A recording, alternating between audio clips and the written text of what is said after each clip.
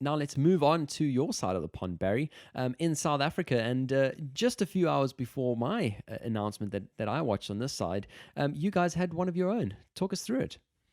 Yeah, so we had our president, Mr. Ramaphosa, speak last night, and the whole country was waiting to watch him because he was going to announce some stricter lockdown measures.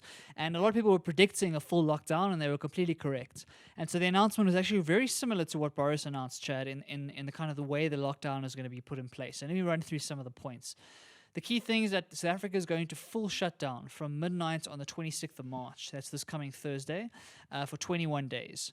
And that shutdown, what that means is that for 21 days, you have to stay at home, right? Yeah. The only reasons for you to leave are very similar to what you mentioned earlier, is to go and buy food, to go to the hospital, get medical supplies, and that's pretty much it, right? So the idea is that everyone is going to self-isolate themselves and for 21 days try and shut down the country so that we can try and slow the spread of this disease.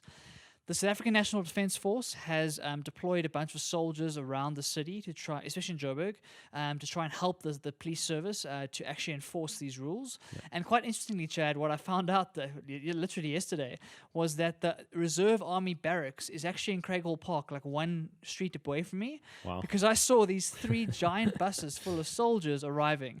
And that's when I felt like I was in a movie. When I saw the soldiers arriving in Craighall on Jan Smuts Avenue, like next to a Rockamama's, then I realized, okay, this is real. This is no joke. This is not a drill. Things are about to get real. So yeah, so the army has been deployed to try and help the police service with enforcing all of this stuff and keeping things going. All shops and all businesses are closed for those 21 days, with the exception of the following. So grocery stores are going to remain open so people can get food. Banks are going to stay open to help the financial system work. The JSE is going to stay open. Petrol stations, healthcare providers, and then any other companies that are directly involved in, say, the transport or logistics of basic essentials, so food and medicine, right? So if you're delivering food or you're delivering medicine, etc., and you're in that supply chain, you'll stay open as well. But everyone else needs to close unless you can work remotely. So you can obviously work remotely if you need to, and a lot of the knowledge work, kind of white collar work, will continue like that. Yep. But for the majority of actual shops and businesses, they will close down. Obviously, this is going to have huge economic impacts, and we chatted about the amount of money that the UK have pumped into this to try and cushion that blow. Yep. Obviously, in the South African context, is a very different story, right? So we've seen that the South African government, we don't have the kind of cash reserves that would be needed for this time. We've been in a budget deficit for a while now, and there's been a lot of issues with having enough tax revenue, and as a country, we don't have the kind of wealth to be able to draw on. What the government has said is that they've started a fund called the Solidarity Fund.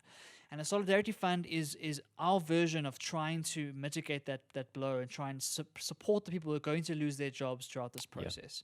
Yeah. So what this fund is, basically the government is going to seed the fund with 150 million rand. So that's the seed capital right at the beginning. There have been 2 billion rand worth of donations from two families, the Ruperts and the Oppenheimers, who've donated 1 billion rand each. And so those are into the fund. And I know that Cyril has been in talks for the last 2 days with the various private sector leaders across the country. And so what I'm imagining and what I'm predicting is that over the next couple of days, we'll hear more and more big corporations and big blue chip companies donating funds to the Solidarity Fund, right?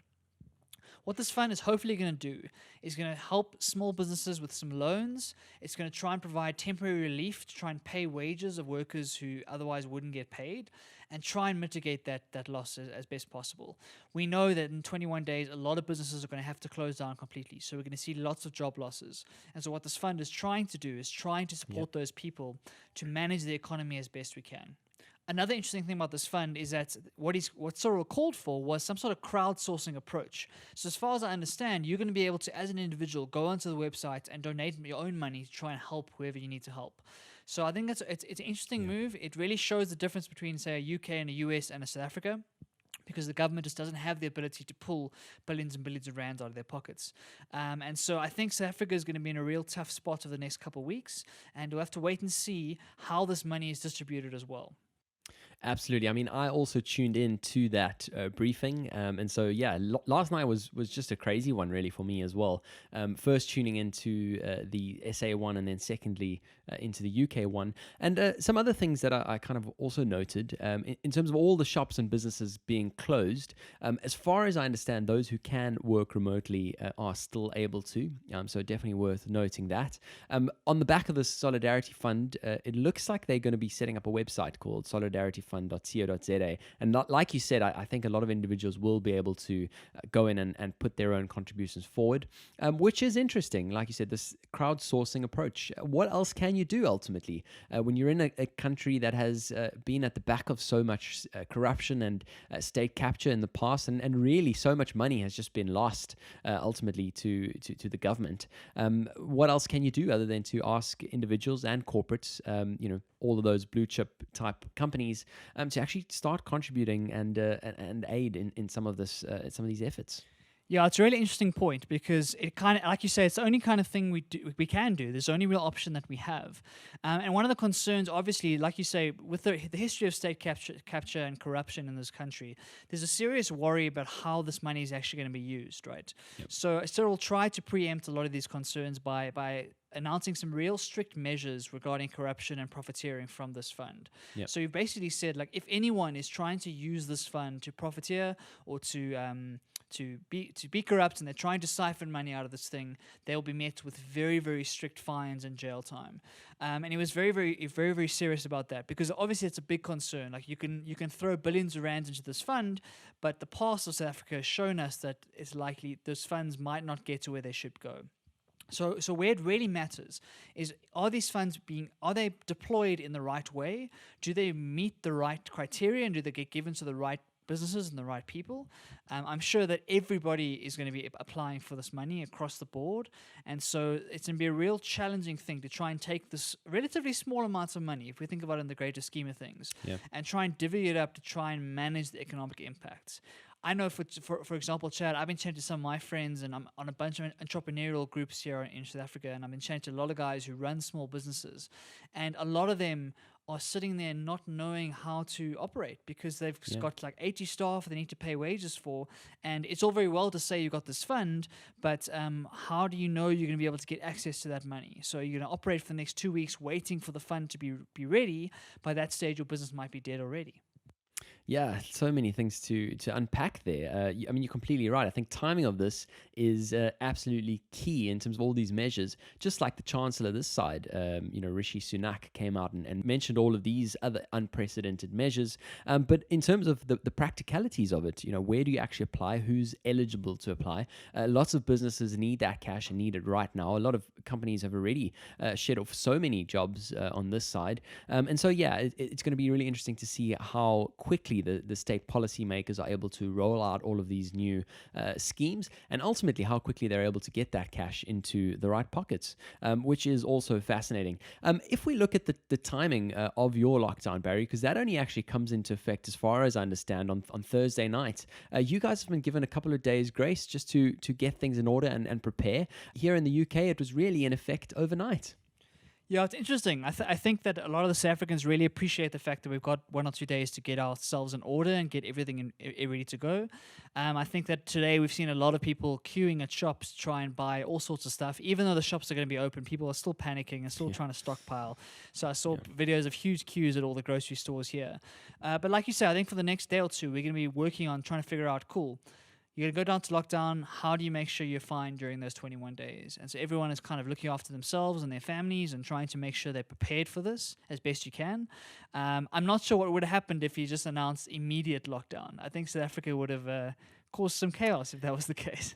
Yeah, definitely. I mean, I think panic is ultimately the approach that a lot of people follow in terms of that reaction, and it's tough not to be completely honest. What was something else that came out of the South Africa Club this last week? I saw something on social media, Barry, an extract of the government gazette, where they've actually passed into law fines and criminal offense for anyone who deliberately spreads fake news. Ultimately, a limitation on freedom of speech. Yeah, a really big topic and really interesting. I haven't seen this kind of legislation much elsewhere in the world, but obviously everyone is dealing with the same level of misinformation and fake news around the COVID-19. Unfortunately, in these kinds of panic and these types of situations where the information is a bit shaky and not everyone knows what's going on, everything's uncertain, there are malicious actors out there who intentionally spread this kind of misinformation to try and profit off it or just try and like get a rise out of people. And so, like you say, they've announced that if you are spreading this misinformation, it is now jailable. And so it's a bit tough to understand how to enforce that. It's hard to know whether I'm sharing something that I think might be true but isn't true. So it's a very challenging piece of work. I'm not sure how it's going to impact our country. But it certainly is a wake-up call to all of those who are thinking about spreading things that they shouldn't be spreading. And it's one step in the fight against fake news, which is absolutely rampant at the moment. Absolutely. I mean, we've seen a couple of these debates happen in South Africa, and a lot of the time it's kind of from the ANC trying to limit, what people are saying about them, and so those attempts have really not proved successful. But what was interesting for me was how quickly this was passed into legislation. Obviously, it's a lot easier to pass through this because we can all see the benefits for it. We spoke last week about people who were spreading some messages that were not true, and so yeah, I think this can only be positive. The only thing I worry about it is a lot of people who are commentators and they just commentate on the facts are actually now overly cautious on this and are actually just choosing not to speak at all. That's always the worrying side effect. Yeah, definitely. I think one of South Africa's crowning jewels for so long, our constitution really does enshrine the concept of free speech, right? And so I have this vivid memory of going to visit Singapore and being blown away by how little free speech there is in Singapore compared to here in South Africa. So it certainly is worrying in certain cases. I think because we're in this like semi-wartime scenario, if all the other rules seem to be suspended, right? So it's hard to know what impact this is going to have on the country long term. Like you say, I think for COVID-19, it makes all the sense in the world. Definitely. But hopefully it doesn't set a precedent going forward. I think as a country, we have to hold on to that freedom of speech. It's really important for us. I think the fact that we can have the kind of debates we have in South Africa, we often can have the kind of debates that you don't see elsewhere in the world. Like when I think about the UK debates or the US debates or Singapore specifically, you can't say some of the things you can say here in South Africa. So it's one of the few things that I really am proud of when it comes to our constitution and like how we run our country. And so hopefully this is just for this little wartime scenario and it doesn't actually burrow its way slowly into the rest of the Constitution. Absolutely. I couldn't agree more. Across the pond with Barry and Chad.